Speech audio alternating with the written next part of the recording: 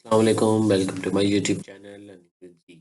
आज मैं आपके साथ ये वीडियो शेयर करने वाला हूँ जिसमें मैं आपको सिखाऊंगा कि ज़ैम्प को थ्रू करते हुए पीएचपी का प्रोजेक्ट जो है वो कैसे डिप्लॉय करते हैं, कैसे लोड करते हैं। क्लाइंट्स को अपने जो है वो बना के दिया था, उनके लिए ये वीडियो है। ये बाकी किसी को भी अगर चाहिए हुई तो उसके लिए भी हेल्पफुल है। अब तीन चार चीज़ें हैं, ज़रा गौर से सुनिएगा, ज़रा केयरफुली अंडरस्टैंड कीजिएगा चीज़ों को। सबसे पहले जो मैंने आपको बना के दिया है प्रोजेक्ट, वो आपको ऐसे मिलेगा। जब आप उसको एक्सट्रैक्ट करेंगे डाउनलोड करके तो ये 4 फाइल्स मौजूद होंगी। उसमें डेटाबेस फाइल जो कि एसक्यूएल की फ़ाइल है, फाइनल रिपोर्ट है, फाइनल प्रेजेंटेशन है और उसके ऊपर कोड का फोल्डर। ठीक है। अब आपने इसको रन कैसे करना है? सबसे पहले ये करना है कि ये जो डेटाबेस की फ़ाइल है इसका नाम पढ़ना है आपने। डेटाबेस की फ़ाइल का आप नाम पढ़ेंगे, ये रीनेम करेंगे। और आपको एक चीज़ मेक श्योर कर लेनी है कि आपका जैम्प रन हो, जैम्प चल रहा हो। जैम्प को आपने रन एज एडमिन करना है। और ये चीज़ चेक कर लेनी है कि अपाची सर्वर और माई सीक्वल सर्वर दोनों चल रहे हैं, एक्टिव रनिंग है। उसको मैंने जैम्प की कंप्लीट वीडियो, उसकी लिंक उसका डिस्क्रिप्शन में डाला हुआ है, डाल दूंगा मैं आपको। और इधर नज़र भी आ रहा होगा स्क्रीन पे आपको लेफ्ट साइड पे कि जैम्प को कैसे इंस्टॉल करके रन करना है सक्सेसफुली। जब तक वो रन नहीं होगा आप ये काम बिल्कुल नहीं परफॉर्म कर सकते।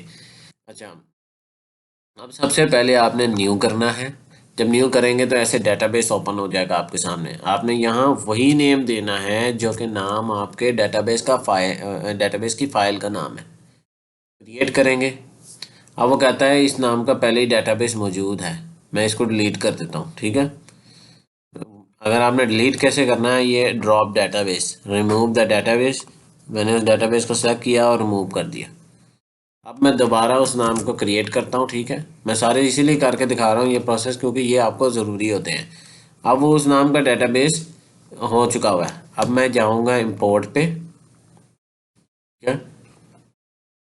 अब मैंने इंपोर्ट करना है। मैं इंपोर्ट करने लगा हूँ। आपको जहाँ पर वो पड़ा हुआ था, ये डेटाबेस, मैंने उस पाथ पे आ गया और इसको मैंने सेलेक्ट किया और मैंने इंपोर्ट कर लिया। ठीक है। अब देखेंगे कि जब तक ये मैसेज ना है, इसका मतलब ये है कि डेटाबेस में नाम में या किसी चीज़ में कोई मसला है। इसका मतलब ये है कि सारी क्वेरी जो है एग्जीक्यूट हो चुकी हैं। ये देखें कैटेगरी और सारे जो हैं उसका टेबल आ चुके हैं। जब तक ये टेबल नहीं आते आपने उसको नहीं करना है। मैंने और भी प्रोजेक्ट बनाए हैं, आपको और भी दिखा देता हूँ कि ये वो उनका डेटाबेस इंपोर्ट हुआ हुआ यहाँ पर इसके अंदर है। ठीक है। एक तो पहला ये काम हो गया। दूसरा काम, ये जो फोल्डर है, जो आपका कोड का फोल्डर है, इसको आपने कहाँ पर रखना है? इसको आपने कॉपी करना है। जैम्प आपका इंस्टॉल हुआ है, ये जैम्प की डायरेक्टरी है। ठीक है। इसकी जो होम डायरेक्टरी होती है उसे कहते हैं htdocs। htdocs के अंदर आना है। यहाँ पर जो भी फोल्डर पड़ा होगा वो डायरेक्ट सर्वर से लोकल होस्ट के थ्रू एक्सेस होगा। यहाँ पर हम कर देते हैं। ठीक है। यहाँ पर पहले ही पड़ा हुआ था तो मैंने इधर थ्रेड एंड थ्रेड के नाम से रख लिया। अब इसको मैंने कॉपी करना है। हमें बेसिकली एक्सेस करना होता है कि जो आपका इंडेक्स फाइल है, हमने इंडेक्स फाइल को एक्सेस करना है। तो हमें उस तक का पाथ लेके जाना है। जैसे इस फोल्डर के अंदर आया तो पेजेस के अंदर आया तो इसके अंदर इंडेक्स की फाइल पड़ी हुई है।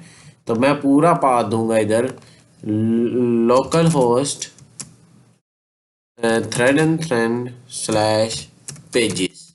अगर मेरा इंडेक्स फाइल वैसे ही पड़ी हुई है, बाहर ही पड़ी हुई है, तो फिर मैं पेजेस नहीं दूंगा। आपने पाथ को खुद से आइडेंटिफाई करना है कि आपकी जो इंडेक्स फाइल है वो कहाँ है। जैसे मैं एंटर दबाऊंगा प्रोजेक्ट लोड हो जाएगा। कोई और अगर जैसे इस प्रोजेक्ट का इसके साथ फैकल्टी वाला लिखा था, ये खाली डायरेक्ट पड़ा हुआ है। ये देखें इसका पाथ मैं आपको दिखाता हूँ। ये htdocs के अंदर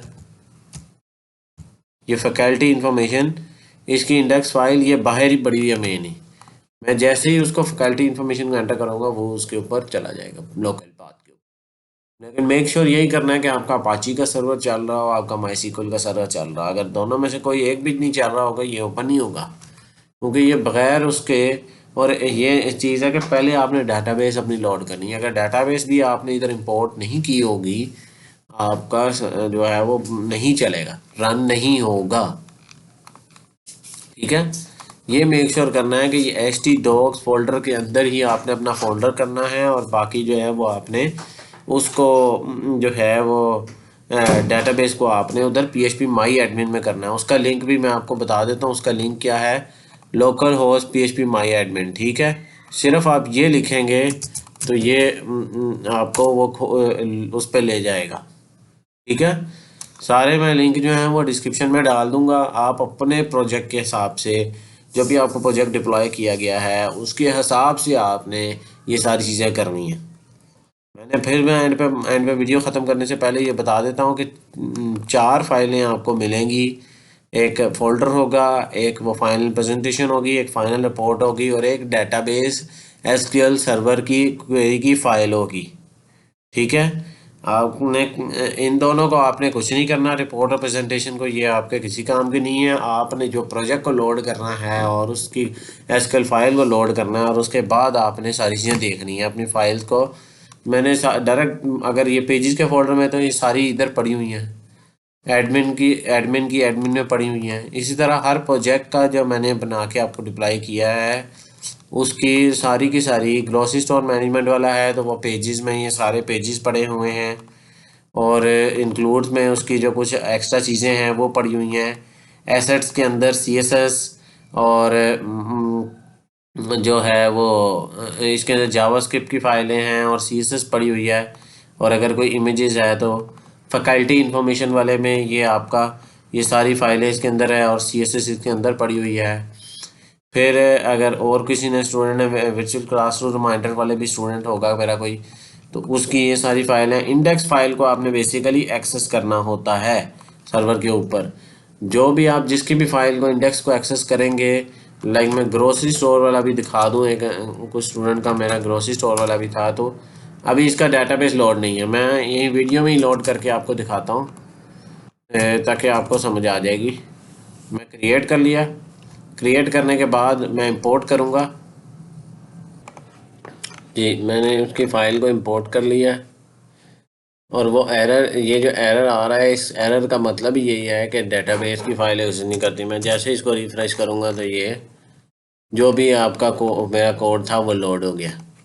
तो ये कुछ एरर्स होते हैं, डिफरेंट किस्म के एरर्स आते हैं, वो एग्जिस्ट करेंगे। आपने उनको गौर से पढ़ के चेक करके फिर जो है वो आपने उसको डिबग करना है। तो इस चीज़ को भी आपको पढ़ना आना चाहिए कि जो एरर आ रहा है पेज के ऊपर, कोई मसला आ रहा है आपको, तो आप उसको कैसे उसको रेक्टिफाई करेंगे, उसको कैसे फिक्स करेंगे, उसको डिबग कैसे करेंगे, ये चीज़ें आपको आनी चाहिए, ठीक है।